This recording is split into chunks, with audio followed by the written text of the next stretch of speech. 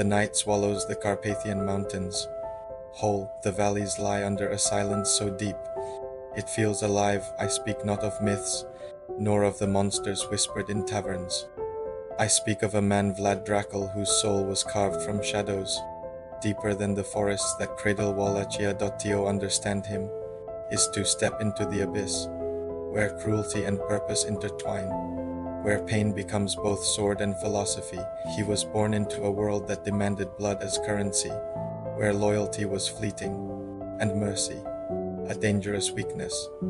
Yet it is not only his deeds that haunt the mind, it is the labyrinth of his conscience. Vlad Dracul did not merely impale his enemies, he impaled the very essence of fear, bending it into a mirror that reflected his own fractured self. In his eyes, one could see a boy taught the world would devour him if he hesitated, and a man who learned to devour the world in return. This is no tale of heroes, nor villains. There are only choices, cruel, necessary, infinite in consequence. Listen carefully, not to judge, but to understand, to walk briefly in the darkness of a mind forged in fire and ice, to see how a man became a myth, and how a myth reveals the unspoken truths of human nature. The wind rises, carrying whispers of betrayal, the scent of iron, and the silence of those who once opposed him. Somewhere deep in the forests, a shadow moves, neither alive nor fully dead. In the eyes of men, that shadow is Vlad. Tonight, we step beyond legends, into the corridors of his mind, where philosophy bleeds through cruelty, and history trembles under the weight of his gaze. Before we step further, do not forget to like this video and subscribe, so that every shadow, every story, every whisper will reach you as it unfolds. The year is 1431. In the cold heart of Transylvania, a child cries, not in the warmth of a hearth, but amidst the echoes of war. Vlad was not born gentle. He was born into a world that demanded strength and punished hesitation with cruelty. His father bore the name of the dragon, but the title was more than a symbol. It was a chain, binding son to duty, to expectation, and to fear. Vlad learned early that trust is a currency rarer than gold, and that betrayal waits patiently. In every shadow, behind every smile. In the flickering candlelight of his chambers, he would watch the servants whisper. He would listen to the distant screams of the punished, and ask himself, even as a boy, am I destined to be the prey, or the hunter? The forests surrounding his home were not merely trees. They were sentinels. They watched him grow, silent witnesses to his thoughts, to his obsessions. Here, among the pines and the mist, he first learned the language of fear, not only how to feel it, but how to bend it, how to make it serve his will. He would wander the forests alone, listening to the wind, to the rustle of leaves, to the distant cry of wolves, and he began to understand the subtle hierarchy of life and death, even in creatures far smaller than men. In the stillness of night, when the wind howled against the windows, Vlad retreated into another world. A world of questions whispered in the dark. Is cruelty the measure of strength, or merely the echo of a soul broken by circumstance? Can one survive without abandoning the essence of what makes him human, or is humanity a luxury, too costly to afford? By the age of 10, he understood the weight of a crown he did not yet wear, and the cost of mercy, a lesson carved into the flesh of those who opposed his family. The nobles whispered in fear of his father's alliances, and in those whispers, young Vlad perceived more than danger. He perceived a truth, that the world does not care for innocence. It only rewards those who anticipate, who act decisively, and who are willing to pay the price others will not. He watched men break under pressure, and realized that fear is not merely a tool for the powerful, it is the reflection of their weakness, and the mirror of one's own resilience. Vlad was not merely a boy shaped by circumstance. He was a mind forged in darkness, tempered in the pain of the world, and refined by questions that would haunt him all his life. He began to imagine the shape of the man he would become, a shadow in the forest, in the court, in every whispered secret, a predator disguised in human form, yet not without reason. not without philosophy. Each cruelty measured, each action deliberate, the shadows whispered his name, and in those whispers he heard not fear, but opportunity, a promise that one day he would no longer be prey. He would be the shadow itself. The forests grow silent now, as if even they anticipate what is to come. And in that silence one can glimpse the first stirrings of Vlad Dracul, the boy who would become legend, the mind that would pierce through time and blood, shaping a history that trembles before it. The halls of Wallachia are alive, but not with joy. They breathe with whispers, plotting, scheming, and the silent strike of daggers in the dark. Power is never given, it is taken, often at a cost that leaves scars visible and unseen. Vlad's youth was shaped by hostages and alliances, by letters soaked in ink, and sometimes in blood. He learned the language of politics, not the gentle words taught in schools, but the sharp, bitter tongue of betrayal. Every nobleman wears two faces, one to smile before you, another to slit your throat when your back is turned. Vlad watched, he listened, and the lessons sank deep into his mind. Cruelty is not a vice, it is a tool, a weapon of survival. His father's loyalty to the Ottoman Sultan brought temporary peace, but at a cost Vlad could not yet bear.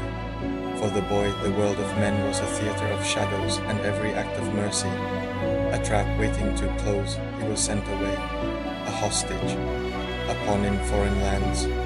Yet even in chains his mind wandered, calculating, learning, observing the faces of those who tormented him, the fear in the eyes of those who underestimated him.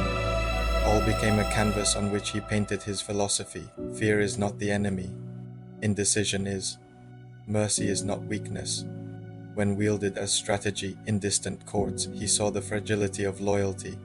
Allies could crumble under pressure, promises dissolved like mist, and he realized that power is not measured by the strength of armies, but by the mind that commands them. Letters arrived, whispers of rebellion, conspiracies. The world outside his prison was ruthless, indifferent. Every message, every plea, every demand, a thread in the tapestry of chaos he would one day control. He observed foreign rulers, studied their habits, and learned that terror is as effective as diplomacy if applied with precision. The smallest hesitation invites betrayal. The faintest mercy invites chaos. By the time he returned to Wallachia, the boy had become a shadow of his own making.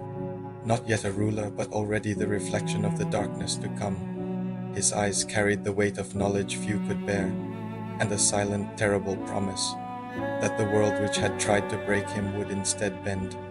Under his will, he walked through the grand halls, noting the fear and ambition in every glance. He studied every servant, every noble, every soldier, each act of disobedience, each whispered complaint. A lesson, every betrayal, a philosophy in motion. The night fell thick and heavy over the fortress. Candles flickered, casting shadows that seemed alive, and the boy who had once been prey now imagined himself as predator, patient, calculating, inevitable. Vlad Dracul understood then that history is not shaped by mercy, nor by courage alone, but by the mind that comprehends fear, manipulation, and consequence, and by the hand that acts decisively without hesitation. The halls are silent now, for the moment, but the shadows remember, and the world will remember too. The boy who returned not merely to claim a throne, but to rewrite the rules of power itself. Vlad Dracul returned to his lands, not as a boy, but as a mind sharpened by exile, by fear, by betrayal. He moved through forests that had once been playgrounds of innocence. Now they whispered lessons of power, pain, and inevitability. He walked alone, listening to the wind, to the rustle of leaves, to distant cries echoing through the valleys. Each sound carried a question. Each shadow carried a truth. Vlad asked himself, in the solitude no court could offer, is cruelty justice, or merely necessity dressed in horror? Can a man rule with honor when the world demands terror? Is power the summation of fear, or its mastery? Every decision weighed like iron chains around his shoulders, Every face, every gesture, every whispered word a mirror reflecting not only the fear of others, but the darkness within himself. He observed his soldiers, their loyalty measured in obedience, and yet he sensed the fragility of the human spirit. A glance, a hesitation, a whisper of doubt could unravel kingdoms. Vlad's tragedies were not only those he inflicted upon others, they were etched into his own soul. The betrayal of a father, the loss of a brother, the cost of exile, all fused into a crucible of intellect and cruelty. He began to experiment, not in cruelty for its own sake, but as philosophy incarnate. He impaled, punished, and terrified, not merely to command, but to comprehend the architecture of fear, the anatomy of obedience, the calculus of loyalty. He understood that terror is not merely a tool. It is a mirror, a reflection of the mind of both victim and ruler. He measured every action, every consequence, and he began to see the symmetry of pain and power. Yet in the quiet of night, when the candles guttered, when shadows grew long on stone walls, Vlad wondered if he had become more shadow than man, if in seeking justice he had embraced something infinitely darker, a loneliness no conquest could heal. The peasants whispered his name in terror, the nobles plotted in secret, but he moved beyond them all, a step ahead always, his mind intertwined with history, his body with the forests, the mountains, the wind itself. He had become both observer and instrument, the question and the answer, darkness and the one who wields it, and in that duality he glimpsed the true philosophy of his reign. The world is neither just nor cruel, it is indifferent. Only those who accept its indifference can bend it to their will. The forests hold their breath as he passes, the mountains echo with memories of blood and loss, and Vlad Dracul, the philosopher of shadows, stands at the edge of myth and man, a mind whose shadow will stretch beyond the lifetimes of kings and empires, a shadow that will endure long after his body returns to dust. The armies gather, a tide of steel and fear stretching across valleys and hills.